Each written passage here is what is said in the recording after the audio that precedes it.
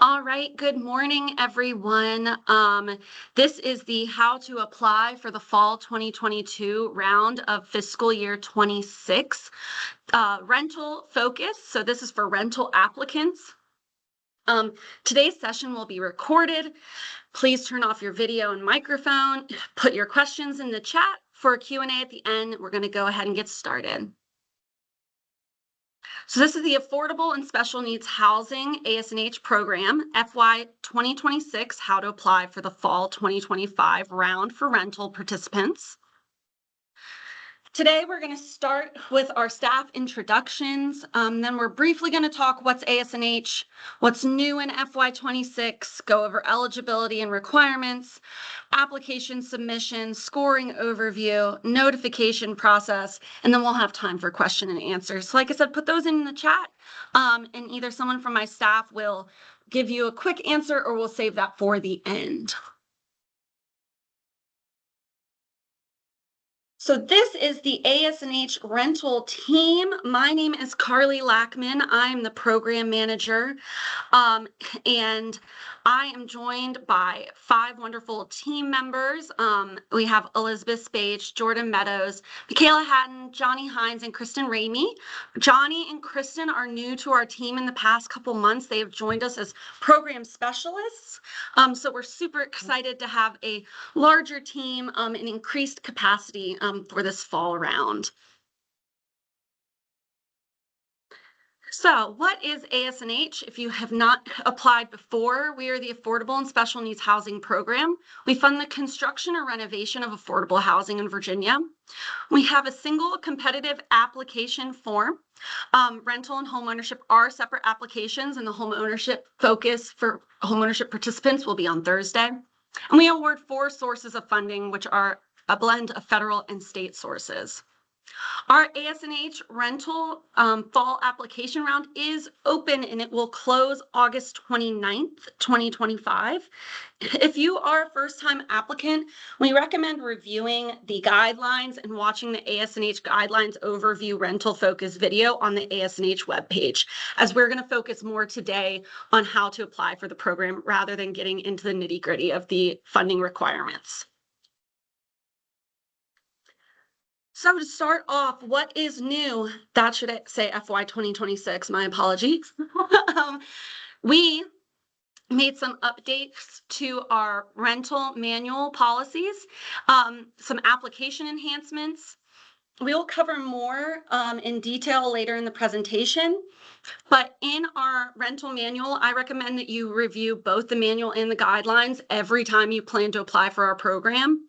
However, the guidelines have just minor changes, more of a clarification on some policies, and then the manual we update each fiscal year, if not every round, to just make sure that that round is captured and how to apply in the manual. So we have some eligibility requirements that we clarified in there. In the application, we enhanced our narrative questions. We made them a little bit more concise. They are the same questions, just a little bit clearer. And we added a couple new narrative questions that I'll touch on later. We updated the ASNH application workbook as recently as yesterday. So if you couldn't find your locality, we adjusted that drop down to go past the S's. So, if you need assistance with the workbook, let us know, but we'll go over some of the changes we've made.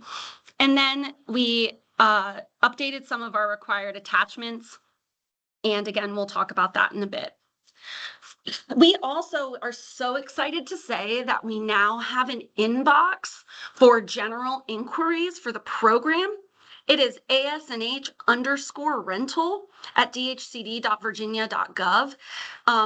Our entire team looks at this inbox, and so this is going to be your go-to for any projects that you have not been funded for or general questions. So if you have a program administrator working on an active deal, reach out to them. However, if you have a question about a future deal, you want to schedule a meeting with myself or one of my staff members, or just need a quick yes or no, this is going to be your go-to, as we all have access to this inbox. So we're super excited to have that for this round.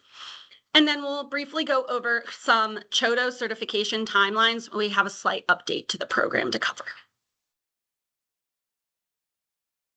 All right, so this is just high level what the difference between the program guidelines and manual are.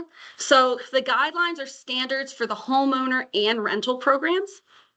And this is kind of the information that doesn't change year to year. So it has federal program requirements, general program requirements such as BABA, so Build America, Buy America, Section 3 requirements, the Universal Relocation Act, or URA, 504 accessibility requirements, environmental review requirements, lead safety, fair housing, Violence Against Women Act.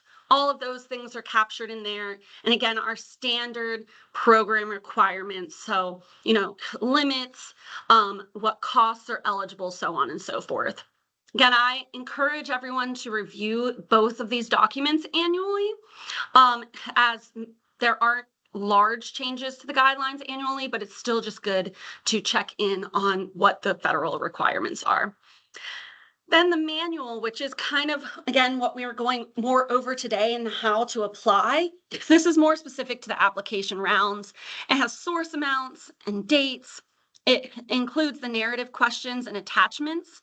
Those are at the end of that document. So if you have not yet gotten into CAMS to really dig into the application, you can see the questions and the types of attachments you'll need to have.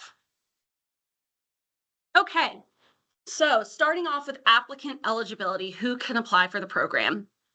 Nonprofit organizations, for-profit housing developers, public housing authorities, and DHCD certified community housing development organizations, need to edit that as well, or CHODOs. So you must be the primary partner in the project as confirmed by organizational chart. So that is an application attachment that we added as a requirement last year.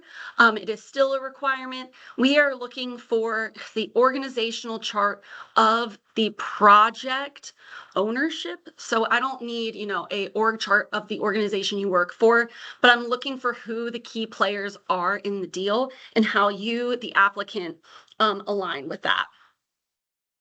You must be the entity responsible for long-term operations and compliance, and you need to be free of outstanding audit and compliance issues.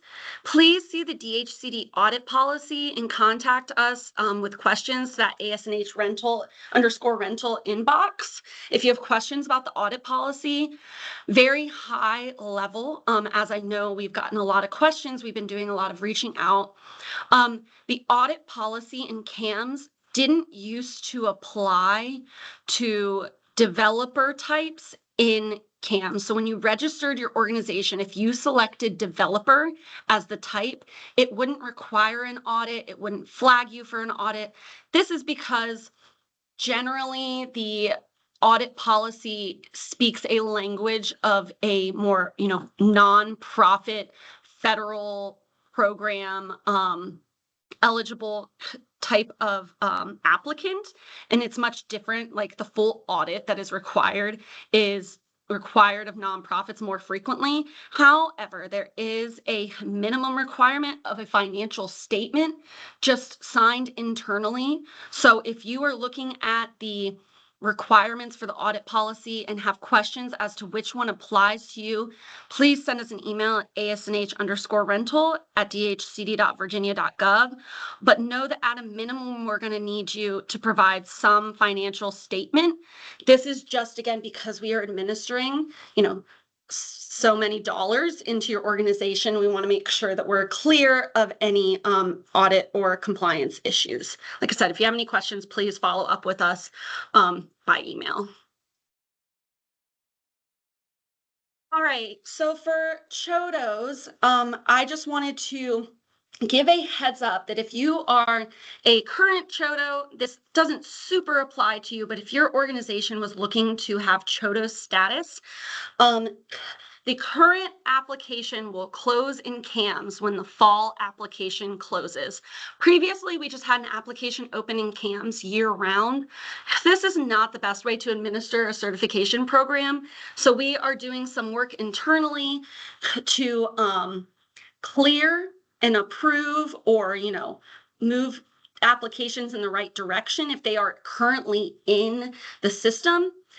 We've been looking in there, trying to reach out to you all, so you may know, that when the deadline is, but if you have a pending application or you were planning to apply as a CHODO for this round, please start your application as soon as possible and email us as soon as possible so we can make sure that it's complete and reviewed by the end of the application round, because you have to have active CHODO status before you can submit an application. Moving forward, we are going to reopen the application in CAMS in January. We'll have more information about the new process and the timeline when that comes out at the beginning of the calendar year, January. This is, again, we're just hoping to be a little bit more focused on CHODO applications and certifications annually. And so limiting that to 3 or 4 months of the year so we can really do that technical assistance around it and get complete applications in well enough time for the fall round each year. So it'll be open through this round, then it will close until January. Like I said, let us know if you have any questions. Okay. Eligible applicant roles. So you must either be the property owner, developer, or sponsor of the project. So the property owner holds valid title to or long-term leasehold interest in the site. The developer has the contractual obligation to develop the site, and the sponsor is the owner or partial owner who agrees to convey ownership to a second nonprofit at predetermined time or completion. This requires consultation with DHCD. And the applicant cannot be the project LLC or legal entity. So if you have questions about that, please reach out to staff, because we really don't want your application to be denied because of an ineligible applicant role. So to be eligible for the program, a project has to have a minimum of 5 units targeted to low income, so at or below 80% area median income households. And you must be eligible for each source requested at time of application. So that means if you are applying for federal sources, you have to have that income targeting, which we'll talk on the next slide about those levels, but you'll need to have at least 5 of each of the sources that you're applying for at time of application. And it must have common ownership, management, and financing. So if you are applying for a project that is multi-phases, if there is a separate legal entity, it is a separate application. And then if your project is a rehab, there is a minimum investment of $15,000 per unit with 3 or more major systems. Please let us know if you have any questions about that. There's more information in the guidelines. If your project is scattered site, we recommend DHCD consultation, just because, again, it needs to be under common ownership. And then if your project includes SROs, a DHCD consultation is required. Frequently, SROs are really qualified as efficiencies or studio apartments, but just to make sure you are applying for a eligible project type, you must schedule a pre-application call with us. Okay, so the required income targeting. For Virginia Housing Trust Fund, that's 80% AMI or below. High E is 80% AMI or below. Home Investment Partnerships, or HOME, is 60% area median income or below, with 20% of those floating units at 50% or below. And then National Housing Trust Fund is at 30% AMI or below. It is a minimum of 5 units required, and up to 11 of those federal units may be requested as floating by our program. So if you apply for a project that has, say, 100 units and they are all at 60% or below, and you're applying for HOME and Virginia Housing Trust Fund, we will only take between 5 to 11 units as floating units. This helps with the compliance, and also makes it so that we're not triggering Davis-Bacon in the process. So again, make sure that your project is eligible for the sources you apply for at time of application. There's also a HUD subsidy limit calculator in the workbook. If you are planning to apply for federal funds, just make sure that you are applying for the correct number. It is I believe only an issue with meeting the $1 million cap for federal source if you plan on them all being efficiencies and you only have 5 units. So again, just double check that you are not attempting to over subsidize your project. Our period of affordability is a minimum of 30 years. If you need to request a term longer than 30 years to match that of your first mortgage, there's a place for that in your application narrative. And also that's something the DHCD is happy to approve post-award as long as the term is longer. It cannot be shorter than the 30 years. Like I said, we are happy to make it longer if necessary to match your first mortgage. All right, so FY26 funding request and award caps are the same as last year. So you may request up to $1 million of federal sources, so either home and or National Housing Trust Fund. It does not make an application more competitive to request half and half of home or National Housing Trust Fund. So just keep that in mind. Really, what source going into your deal will make the project ready, and are you prepared to do the compliance for? Then you can request up to $2 million of Virginia Housing Trust Fund. And then maximum request for high E is $2 million or 10% of construction costs. And there is a calculator for that in the workbook. And if you add that up, that means that you can request up to $3 million if you request all of our competitive sources. So home, National Housing Trust Fund, and Virginia Housing Trust Fund, or a combination of Virginia Housing Trust Fund and one of the federal sources, and up to $5 million if you're requesting all of the competitive sources and you are eligible for the maximum amount of high E. Again, there is that subsidy limit calculator in the workbook, so just make sure you are not exceeding that limit in your requests.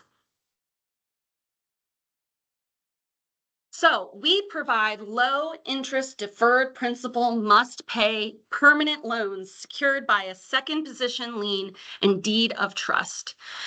Low interest meaning that 3% is our default for competitive sources and 0 default for high E. You can request as low as 0% for Virginia Housing Trust Fund loans in the application and down to 0.5% for National Housing Trust Fund and home. This is not a gotcha in the application. If you would like to request a lower interest rate, please include that in both your narrative and then show that in your workbook by putting in the requested interest rate. Remember, only Virginia Housing Trust Fund can be requested down to 0% and high E has to be 0%. They are deferred principal must pay, so it's interest payments required over the full affordability period, and it is structured as must pay, not cash flow. If you have questions about that, please consult with staff ahead of time. There are ways for if you are utilizing a back-to-back loan structure to kind of make that work if you have other requirements of other sources. However, the loan from us to the project or whoever's whatever entity is receiving the funds has to be must pay, not cash flow dependent. And then it is a permanent loan, so it's no construction disbursements, and funds are available at permanent conversion only. So when you close that first mortgage, because your project is complete and you got COs, that is when our money comes in to help you pay off your construction loans.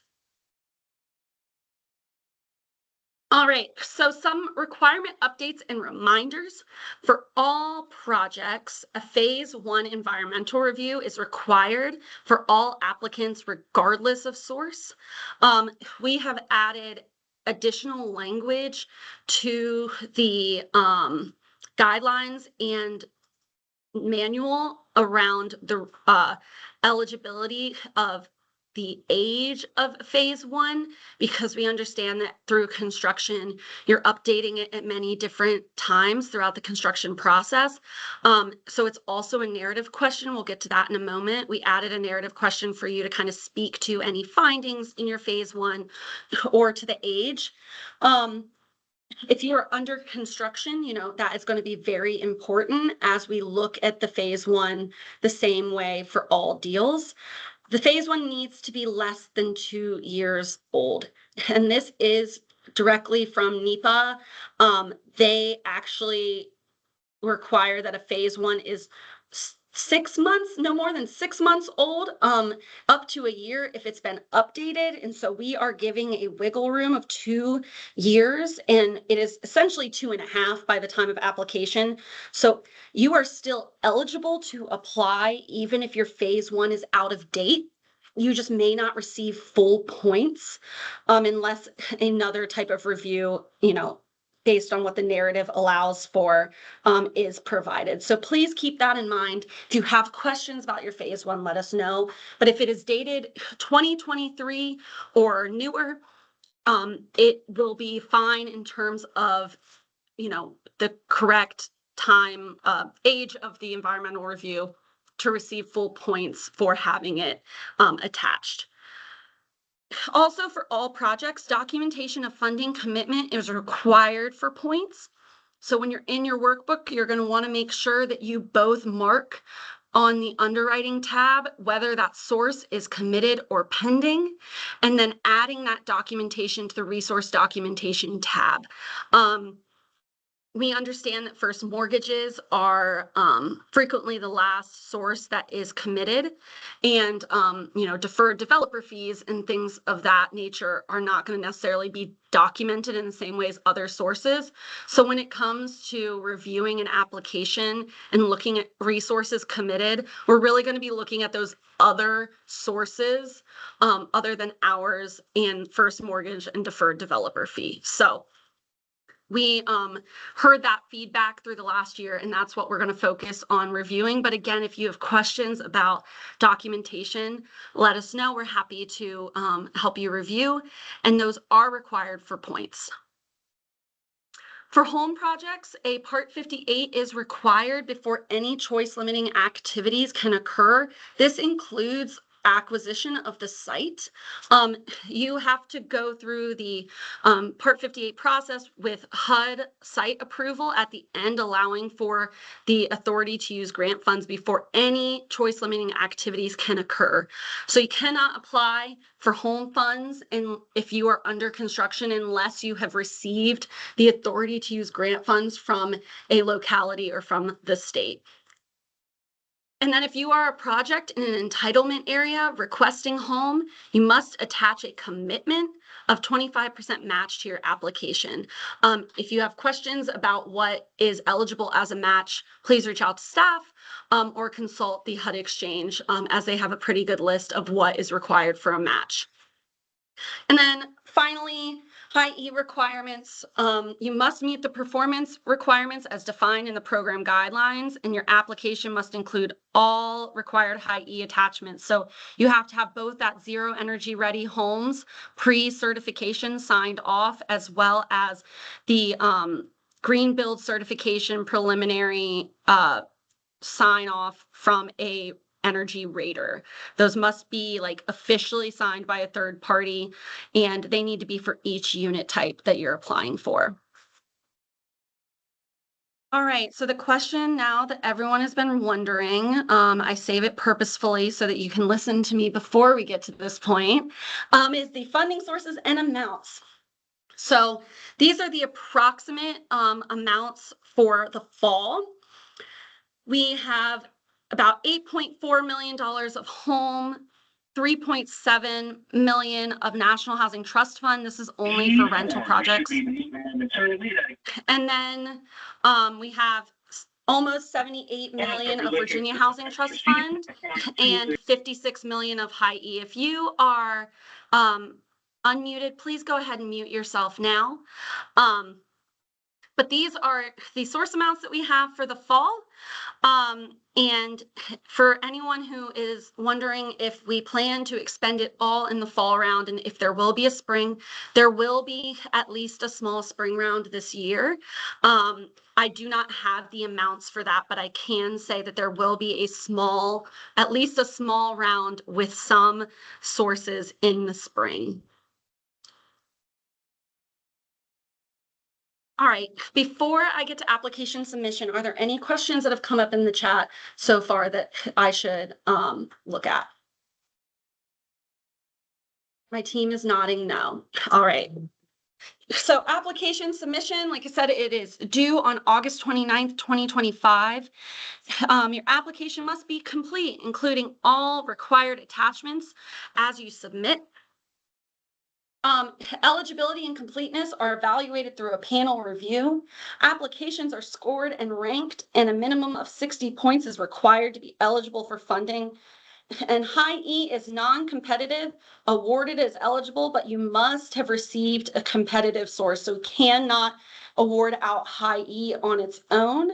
And please also note that a project that scores 65 is still eligible for funding, but might fall, quote, below the line when we rank from highest to lowest scores. And so in the past round, it was a much higher competitive score, I think topping out at 89 points for the state sources. So please, just keep that in mind, that we have an eligibility kind of tool in the workbook, and sort of a yes or no, that tab is not scored, but it's kind of a check for you to say, like, if you're saying yes to a lot of those questions, that may help you find your project more competitive. All right, so as an overview, and just a reminder and maybe some updates, when you are applying, please confirm the project information is correct, so that make sure your project primary contact is correct, because that is who we will reach out to along the way. So we'll get to it in a moment, but we have a cure period. We offered it last round. It worked out really well. We're going to continue that. We reach out to the project primary contact. If you put in a project primary contact that is not active in your organization, you may not find out that there was something that needs to be cured in your application. So please make sure that is correct, and that your project address is correct, as we use that to look at, the site and accessibility to jobs, grocery stores, and transportation. We have added 2 new narrative questions. The first one I mentioned is in reference to the Part 58 in Phase 1. This is a question that just allows you to give additional context or information about the environmental review that you're submitting. Say, for example, you uploaded a Phase 1 ESA, and in it there was a rec that suggested that you do an additional study, and you did the additional study. This allows you to make that note in your application. We have, I think, 3 optional attachment areas. You can upload that additional study that was done, and that will help when we're reviewing readiness and site suitability. If there was a wreck that you have taken care of, or something that needed to be mitigated that you have planned a mitigation measure, those things help us in best scoring your project. Additionally, this is new and it is in the guidelines. If you are a for-profit applicant that may need to utilize a back-to-back loan structure, and in that back-to-back loan structure are requesting a different interest rate on that loan than the as applied and as ASNH will be awarding, you need to include that in your narrative question. It questions the AFR. It is an underwriting term, and if it applies to you, that will mean something to you. So please reach out to staff, as that required pre-application call. So if, like I said, there's a question in the narrative and we'll want to see it in your workbook, and have a pre-application call if you plan on utilizing this update to the guidelines. As a reminder, these are the required and optional attachments. If there is a template provided, it is the template that you should use. We have the application workbook, our application certifications. There is an updated template for this round. Please note that if you are applying as a 9% or a 4% LIHTC deal, that there is an additional section that has you attest to either have been successful in receiving 9% credits, which is required for the program, or that you are going to apply as a 4%. And there's some language that you will need to fill out and attest to about committing to a round of which you will complete the 4% application. This is just because those sources are large percentages of your underwriting. And if you have not gotten your 9% credits, or you are unsure of when you're applying for 4%, that could affect your eligibility.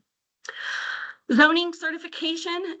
Please note that if you have an out-of-date zoning certification, that could result in making your project ineligible. If you are not using our template and the language is not the same, that may make you ineligible. Please confirm with ASNH staff if you are utilizing a template other than ours for zoning certification. We understand that it can be difficult to get the local zoning administrators to sign off, but this is something that we really need to have with your application, and we use in terms of scoring readiness because it does show a local commitment to the project. The other attachments haven't changed from last year. There is an optional attachment for Part 58 or National Housing Trust Fund environmental provisions. If you have those help your score.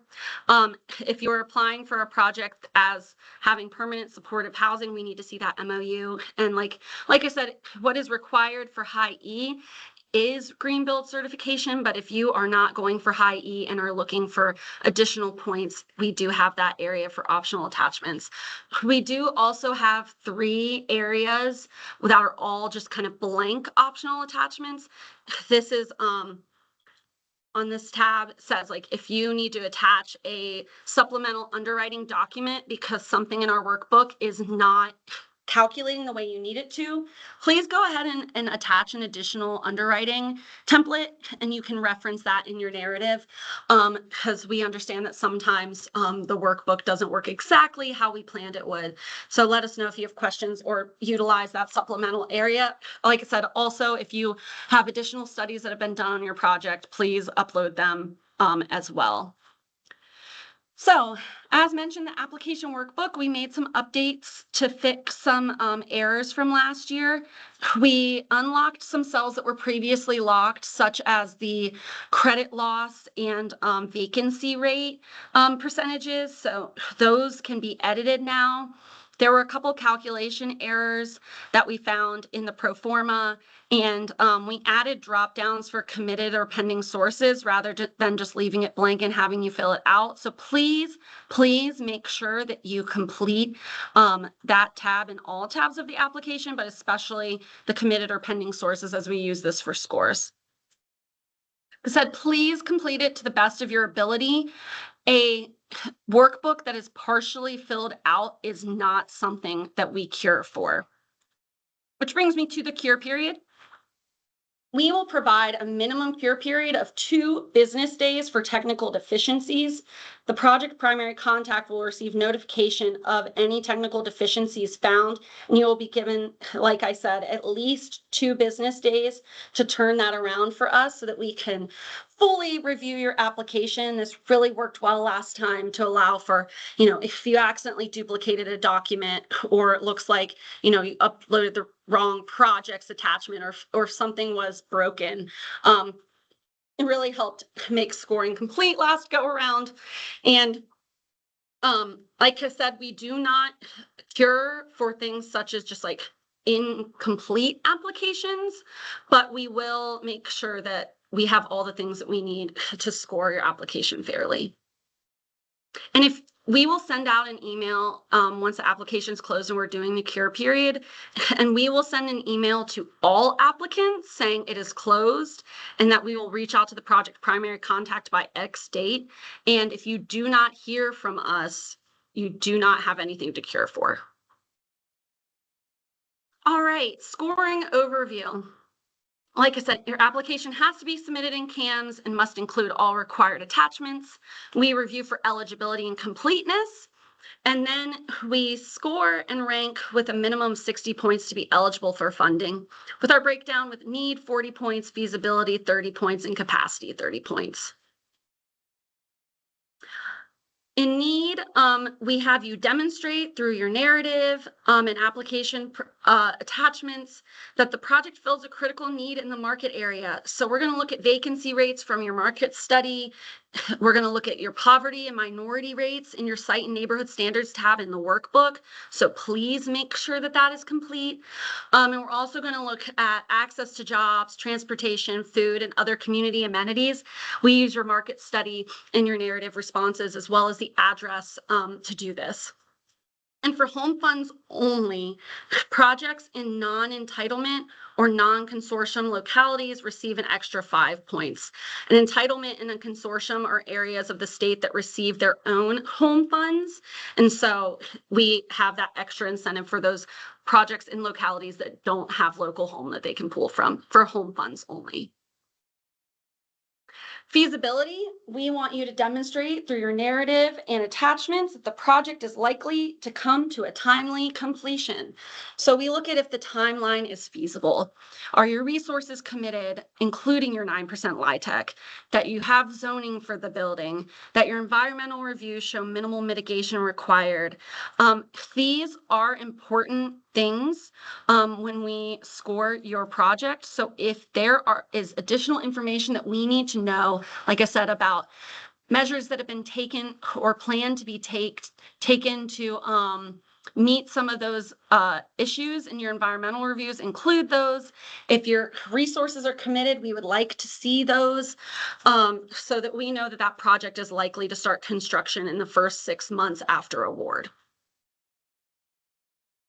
And then we look at developer capacity. And so we look to see, again, through narrative and your attachments, that the development team can successfully complete projects and deliver affordable housing. We want to see that your application is complete and that all of your previously funded projects are on schedule for delivery. And for home funds only, if you are a CHOTO, you get those extra 5 points. And for high E, you must first be scored and ranked as achieving an award of a competitive source, and then you have to have all the green build and zero energy ready home certifications. This is something that we will not cure for. And so please make sure if you have questions about your green build certification or zero energy ready home certification that you read the guidelines, the manual, and you reach out to staff. Some of our other priorities, like I said, you can look in the workbook for a fuller list, but we want to see commitment of other funds, site suitability from your environmental reviews, that your application is complete and that the developer capacity is shown in the application. And like I said, you get those additional 5 points for either CHOTO involvement or non-entitlement, non-consortium localities for home. Again, this is another kind of view of some of those priorities that are in the application tools.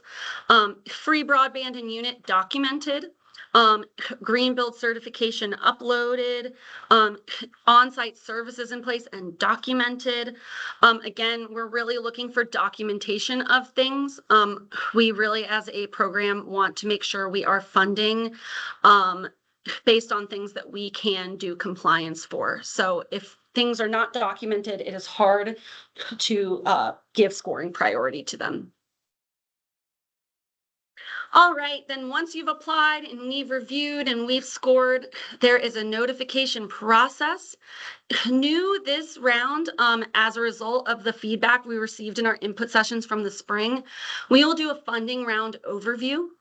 This will only include the total number of applications received and the total amount of funding requested. We aren't able to provide any other information about the round, but this was something that developers were interested in knowing, and so we will share this on our website.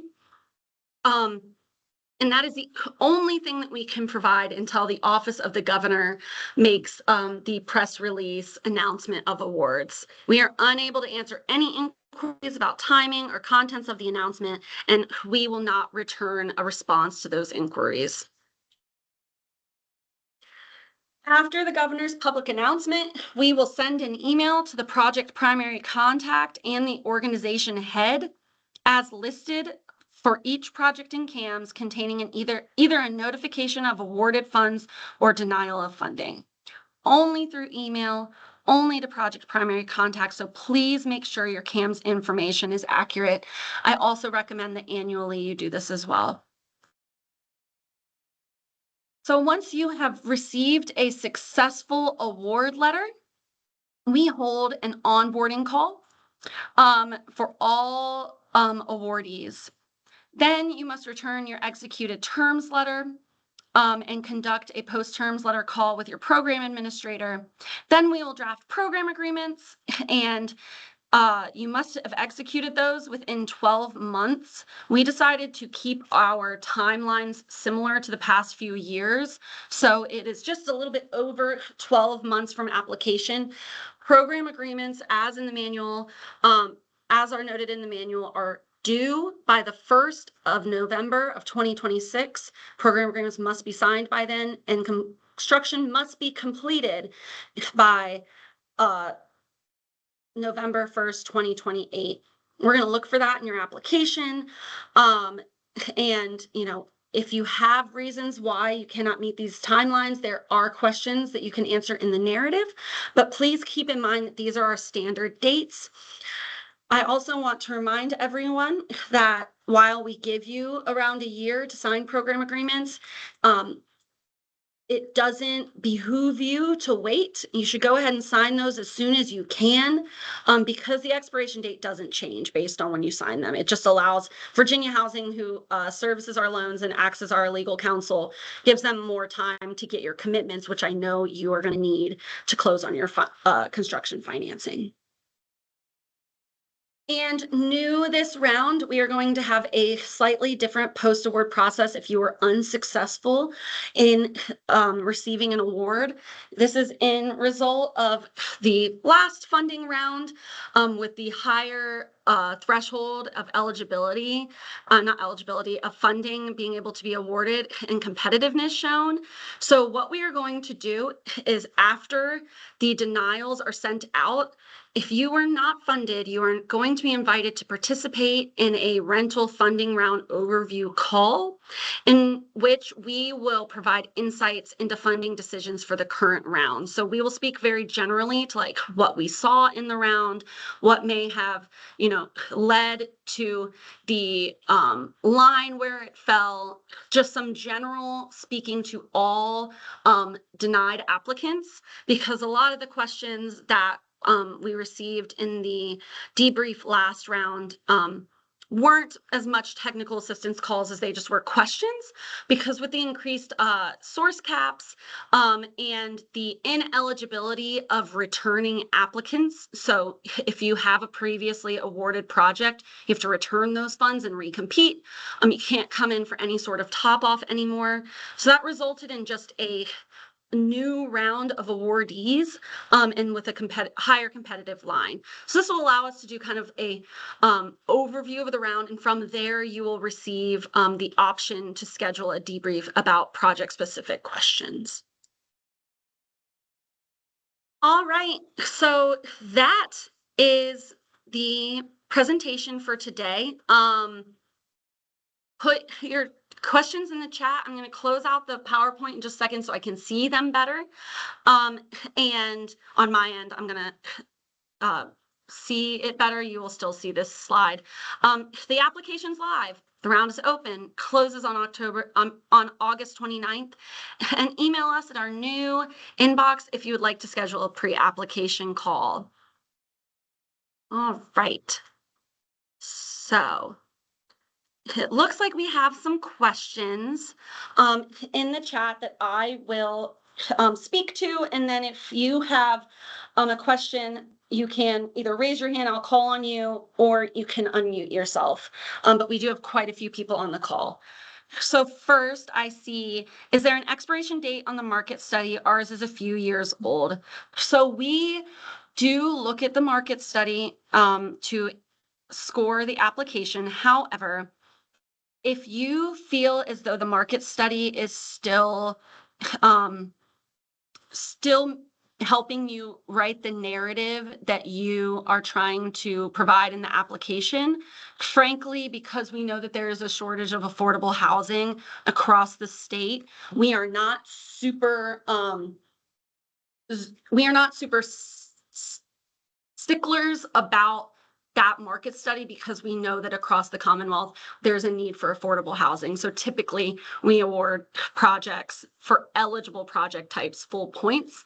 However, make sure that you are including in your narrative access to other amenities around, because sometimes an older market study means that it didn't capture the new grocery store or the new, bus stops or other things that may have existed near your site. So please make sure you include those if they're not captured in your market study. And thank you, Jordan, for your answer. All right. Do we have any other questions currently?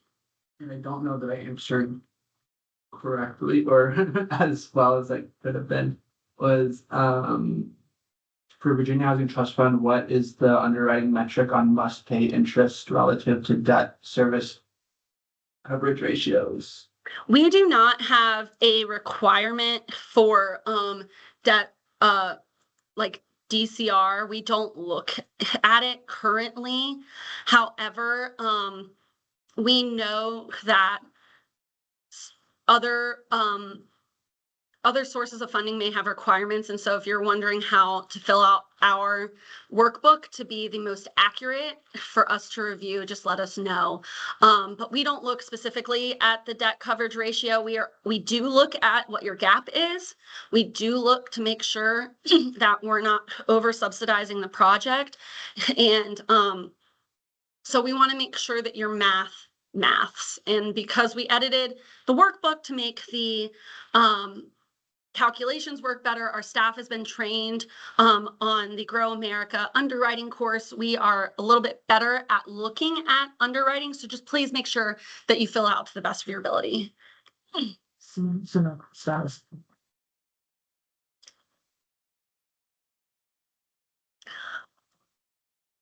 It looks like Chloe is on the call. I'm not sure if she's listening in or just in the chat.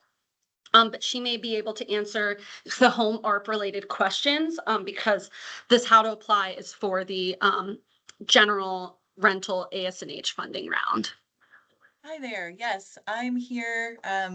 I was double booked this morning, so thank you for letting me show up a little bit late to the party. My name's Chloe Rote. For those of us that we haven't met, I'm the Associate Director of Affordable Housing Programs here at DHCD, which means my team runs the ASNH for rental and also some homeownership and manufactured housing programs as well.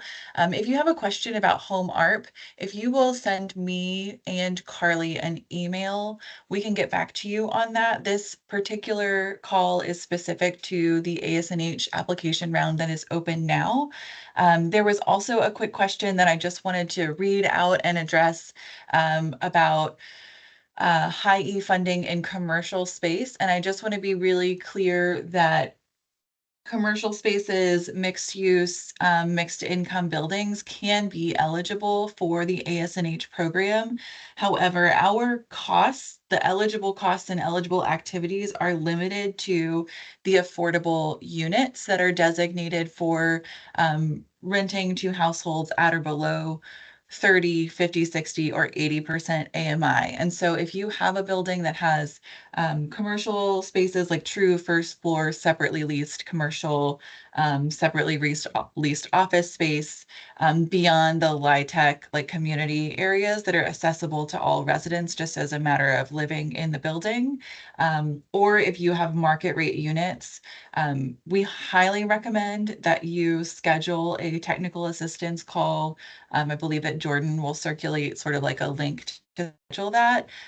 Annotate that piece of the project in your request for technical assistance or a pre-application call, so that Carly and I can make sure that we are both in that call and can advise on project particulars.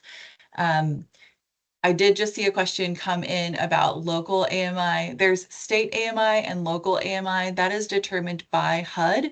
And if someone on Carly's team, I apologize, we're in separate rooms. But if someone on Carly's team could link to the HUD Exchange website that gives AMI calculations, that is published annually by HUD, your median area income. And it is done by sort of metro area. So you on the HUD website can put in any locality and they will calculate that for you. And if you have questions about that, you can also contact Carly's team. And I will hand it back over unless you tap me in again, Carly. Thank you. Thanks, Chloe. And if you had a question in the chat that has not been answered in the chat, go ahead and copy and paste that back in the chat so I can bump it to the bottom and try to get that answered. So I see a question. If you are not selected for funding this round, what's the next submission date we should target? We will announce the spring round after the fall round is complete and announced. So I don't have dates for that right now, but it's typically in the spring, and we would give a heads up kind of like we did this round and have plenty of time for the application to be open in the spring. Then winner awards announced, can we close on funding post-closing? I might need a follow-up question on that second half, just to make sure I'm answering it correctly. But awards are announced by the Office of the Governor. So the application closes at the end of August. We will review them and we will give our recommendations to the governor. And once there is the press release, then we can move forward with onboarding those new deals. So I do not have an estimation of when awards will be announced. And then can we close on funding post-closing? Could you either come off mute and maybe ask a clarifier so I make sure I answer that correctly? Carly, before answering my question, yeah, sorry. You're a what I little meant quiet. by- oh, sorry. What I meant by that is, we're supposed to close on the deal, by the end of this year. Could we, if we get awarded funding post the project already closing, but it has a gap financing, is it possible to receive the funding post-close of the project? So that would be a question for your other funders and your construction lender, because occasionally they want to see that full, not occasionally, frequently they want to see that full package. And our funds, unless you've been awarded, are not committed to the deal. So we can award a project funding that has closed on construction and started construction, as long as that is something that your construction lender and other permanent lenders allow for as an additional source in the project. Note that means, if you are looking for those federal sources, you have to make sure that you've met the environmental review requirements before you acquire the property and start construction. But we can have a pre-application call if you have a little bit more in the weeds question for that. So hopefully I answered that. Yeah, that was really helpful. I guess one more follow-up. Well, I'll reach out to do a one-on-one for my specific questions. Thank you. Great. Thank you. All right, then I have a question about discussing the requirements for environmental assessment a bit. So I can do a very high level, and then there is information in the workbook that you can, not the workbook, the manual that you can reference. If you are applying for our program, generally you need a phase 1 environmental assessment. This is I think I can have someone in my staff pull just a general HUD Exchange phase 1, kind of covering what that is, put that in the chat for you. This is pretty common with real estate development. It kind of does a high level screen of the site and any impacts to the environment or any potential issues you may come up with depending on soil types or location. So that is a requirement of the program, and that it would be done by an environmental review consulting firm. And then for federal sources, the Home Investment Partnerships requires Part 58 environmental review under NEPA. And this is a template that is on our website and a lot of information on the HUD Exchange website about that environmental review. Again, you will need a firm that is specialized in doing that to produce a document that has very specific areas of requirements and steps that have to be taken to make sure, again, that your site is not negatively impacting the neighborhood, cultural resources, historical resources, you know, natural resources, or that it's not in a flood zone.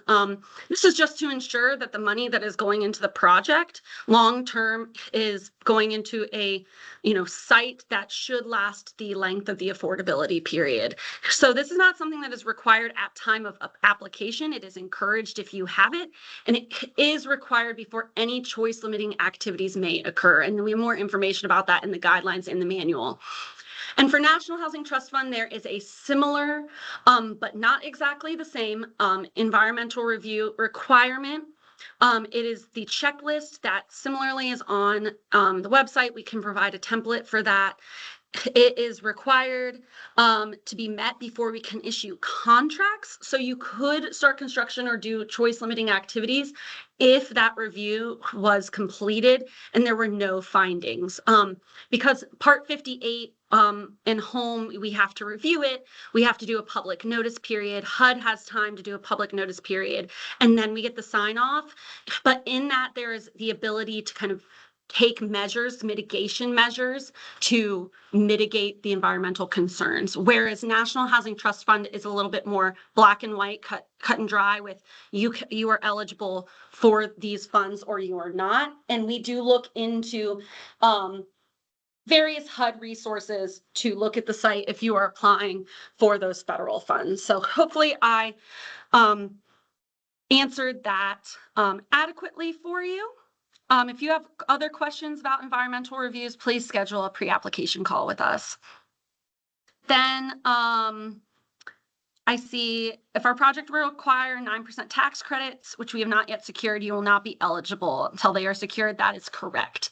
The 9% round is competitive, and until you have received your 9% credits, you do not have the equity necessary to move forward with your deal. And so we do require a 9% award at time of application. Thank you, Johnny, for including those phase 1 environmental review assessments. And then all this happens in the next 30 days.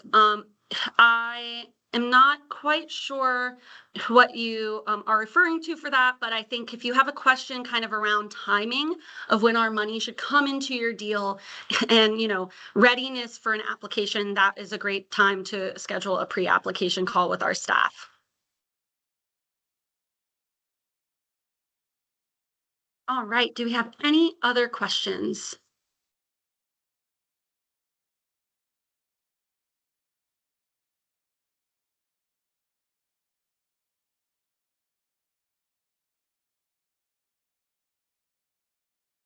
So the environmental assessment, if you do not have a phase 1, you will need to have one at time of application. This has been a requirement of the program for the last few years, that you need to have a phase 1 at time of application. So if your project is not yet, if you've not yet done at least the phase 1 environmental assessment, you will need to do that before you should apply for our funding.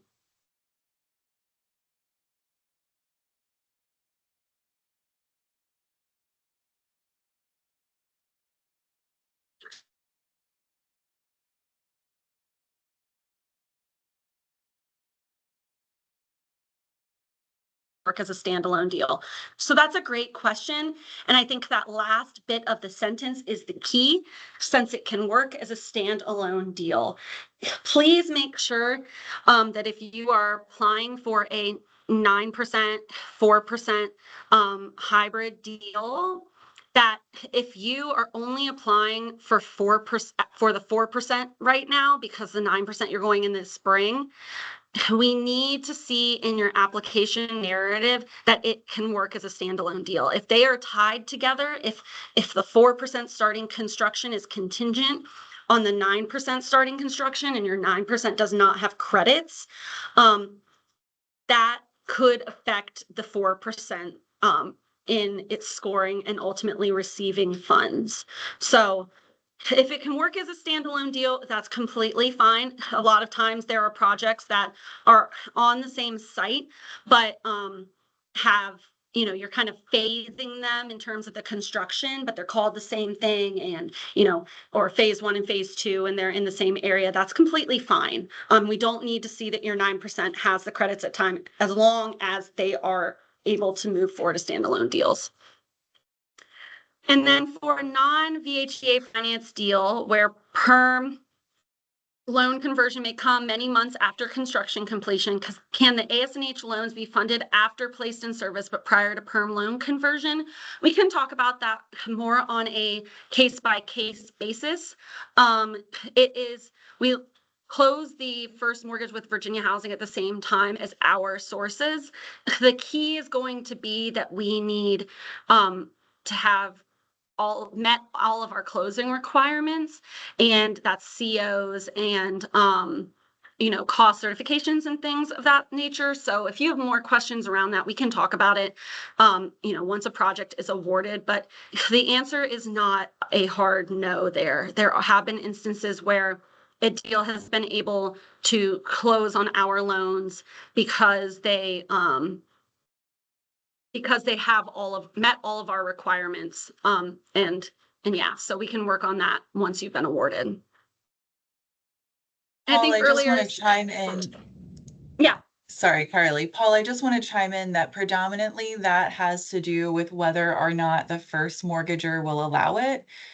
We have run into more frequently first mortgagers not permitting that process because of all of those closing requirements, insurance, replacement reserve, etc. So I would say if you for sure know who the project is going with as a primary lender, having that information when you set up a call with Carly to talk through whether or not it's possible for DHCD to permit this is helpful. I will also say that generally speaking, this creates a lot more work for both our counsel at Virginia Housing operates as our counsel for those that are newer to the program. I know, Paul, you're not, but that creates, generally speaking, more work for Virginia Housing on the loan closing side, and it can also generate more work for the borrower's attorneys. And so sometimes the fees outweigh whether or not it's a reasonable request in terms of the final financing stack. But if you'll just get all of the information together and then have a project specific call with Carly, we can talk through whether or not that potentially is permissible. Thanks, Chloe. And I did just want to also say, I had seen earlier up, and I don't think we addressed it. You do not have to apply as a LIHTC deal.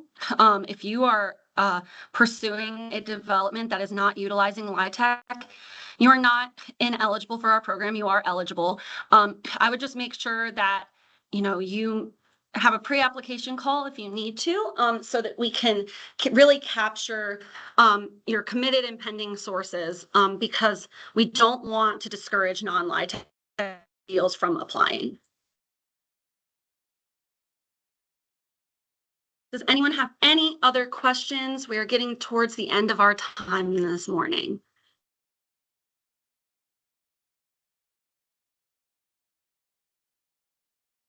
I'm going to pause for just a moment in case anyone wants to come off mute and ask a question or drop another one in the chat. And if not, in just a moment, we will end the meeting. Sorry, I actually do have another question. It might be easier for me to just say it. So there's a possibility that one of our projects needs to break up into a 9%, 4% twin, but in theory, we can also apply as the full project as a 4%. If we did that, if we applied for the full project, could we break up the project after the award, or is that something that has to happen before application? So we need to see the project as it is planned to be completed.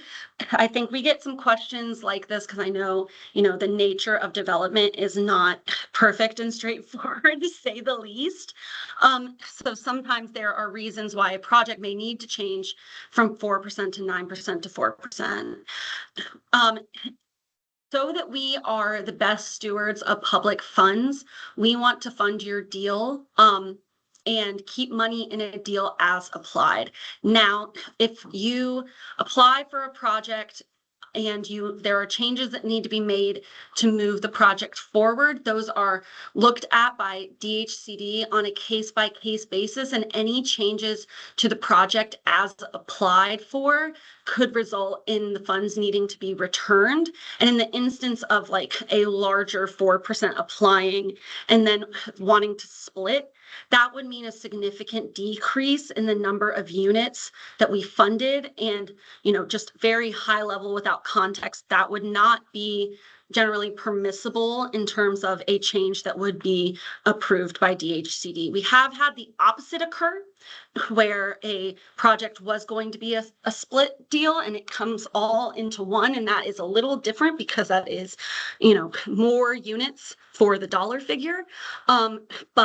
But yeah, so the short answer there is that in that instance, it would not be acceptable after award. However, all changes are subject to DHCD approval, and please just, keep that in mind as you are applying. It is not in your best interest to apply for a project to make it look more competitive than it may end up being, because any changes to the deal are subject to our approval and could result in returning of funds. So we want to see your deal as baked as it possibly can. And again, we understand that there are changes that may need to occur along the way.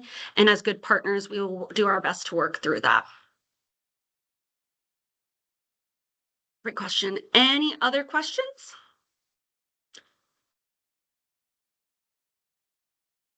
All right.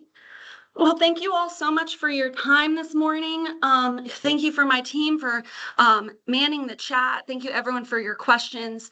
Please email us at asnh_rental@dhcd.virginia.gov if you'd like to schedule a pre-application call. And we look forward to talking to you soon or reading your application in a few weeks. Thank you all so much and have a great day.